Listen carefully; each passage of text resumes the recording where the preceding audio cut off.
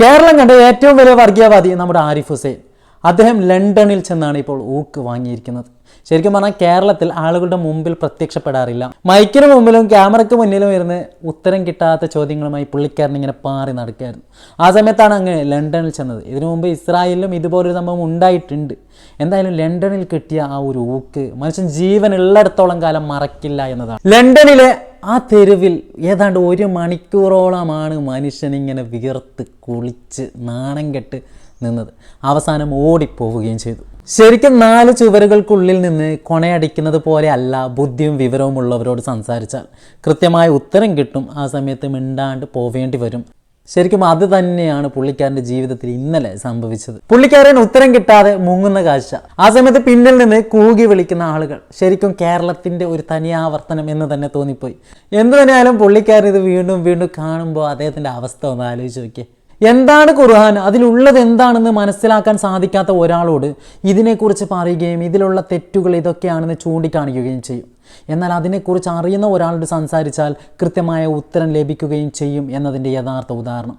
പുള്ളിക്കാരൻ ഇതുവരെ സംസാരിച്ചത് പലപ്പോഴും മുസ്ലിം വിരോധികളോട് തന്നെയായിരുന്നു. അവരോട് ഖുർആനിലെ ഏതെങ്കിലും ഒരു ആയത്തോതുക, തനിക്ക് തോന്നുന്ന അർത്ഥം വെക്കുക, യഥാർത്ഥ അർത്ഥമല്ല, എന്നിട്ട് പറയും ഇതിൻ്റെ അർത്ഥം ഇങ്ങനെയാണ്, ശരിക്കും ഇങ്ങനെയാണ് ഇസ്ലാം മതം എന്ന രീതിയിൽ ശരിക്കും ഒരു മതത്തെ തന്നെ ഭീകരമായി ചിത്രീകരിക്കാൻ ശ്രമിക്കുന്ന ഒരു മനുഷ്യൻ. അദ്ദേഹം ഇതുപോലൊരു ഊക്ക് അവിടെ ചെന്ന് വാങ്ങിക്കുമെന്ന് സ്വപ്നത്തിൽ പോലും ചിന്തിച്ചിട്ടുണ്ടാവില്ല. പുള്ളിക്കാരൻ്റെ വിചാരം, ഞാൻ കേരളത്തിലെ 4 ആളുകൾക്ക് മുമ്പിൽ മാത്രമാണ് സീറോ ആവുന്നത്, വില്ലനാവുന്നത്, ലോകത്തിന് മുമ്പിൽ ഞാൻ വലിയൊരു സംഭവമാണെന്ന ആ ഒരു തോന്നൽ പുള്ളിക്കാരനുണ്ടായിരുന്നു. ഇന്നലത്തോടു കൂടി അത് തീർന്നിട്ടുണ്ടാവും എന്നതാണ് യാഥാർത്ഥ്യം. ഇനി പുള്ളിക്കാരൻ ജീവിതത്തിൽ മറ്റൊരാളോട് തർക്കിക്കാൻ പോവില്ല. ശരിക്കും അറിവുള്ളവൻ്റെ മുമ്പിൽ ഒരു കാരണവശാലും പുള്ളിക്കാരന് സംസാരിക്കാൻ പോവില്ല. കാരണം അതിനുള്ളത് നിറച്ചും കെട്ടിയിട്ടുണ്ട്. ആ വയറ് നിറച്ചും കിട്ടി എന്നതിൽ വലിയ സന്തോഷം. ഇന്ത്യയിലെ ഏതൊരു മനുഷ്യനും നിരീശ്വരവാദത്തിലേക്ക് പോവാം, ഏത് മതത്തിലേക്ക് വേണമെങ്കിലും പോവാം, അവൻ്റെ ഇഷ്ടം, അവൻ്റെ ജീവിതം. പക്ഷെ മറ്റുള്ള മതത്തെ ഇങ്ങനെ വിമർശിച്ചുകൊണ്ടിരിക്കുന്നത് അത്ര നല്ലതല്ല. യഥാർത്ഥ ഒരു മതവിശ്വാസി മറ്റൊരു മതത്തെ കുറ്റം പറഞ്ഞ് ഇങ്ങനെ നടക്കില്ല.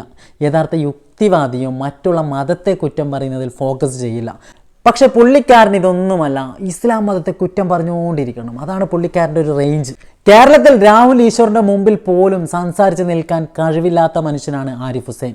അന്തവും വിവരവും ഇല്ലാതെ തൻ്റെ സുഹൃത്തുക്കളെ കൊണ്ട് ഫോൺ വിളിപ്പിക്കുക, അതിലൂടെ ആ സുഹൃത്തുക്കളെ ഉത്തരം മുട്ടിക്കുക, അതിനുശേഷം ഞാൻ വലിയ സംഭവമാണെന്ന് സ്വയം പറയുക. ഇതാണ് ശരിക്കും പറഞ്ഞാൽ ആരിഫ് ഹുസൈൻ. ഇദ്ദേഹത്തിൻ്റെ പല ഫോൺ കോൾ വീഡിയോസും നിങ്ങൾക്ക് കണ്ടിട്ടുണ്ടാവും. അത് കൃത്യമായി ഒന്ന് കേട്ടാൽ മനസ്സിലാക്കാൻ സാധിക്കും.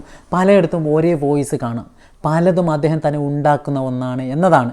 ഇദ്ദേഹം തന്നെ പലപ്പോഴും റീച്ച് കുറയുന്നു എന്ന് തോന്നുമ്പോൾ മുമ്പോട്ട് വരുന്നത് എനിക്ക് വധഭീഷണിയുണ്ട്, എനിക്ക് ജിഹാദികളുടെ അടുത്ത് നിന്ന് വധഭീഷണിയുണ്ട് എന്ന രീതിയിലാണ്.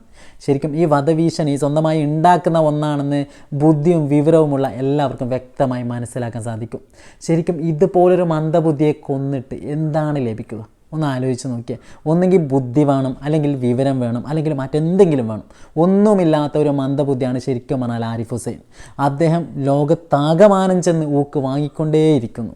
ഇനിയും ഈ ഊക്ക് വാങ്ങൽ തുടരും എന്ന് തന്നെയാണ് തോന്നുന്നത്. ഇപ്പോൾ പുള്ളിക്കാരൻ ന്യായീകരണവുമായി ഇറങ്ങിയിട്ടുണ്ട്. അത് കേൾക്കുമ്പോഴാണ് കൂടുതൽ സന്തോഷം തോന്നുന്നത്, കൂടുതൽ ചിരി വരുന്നത്.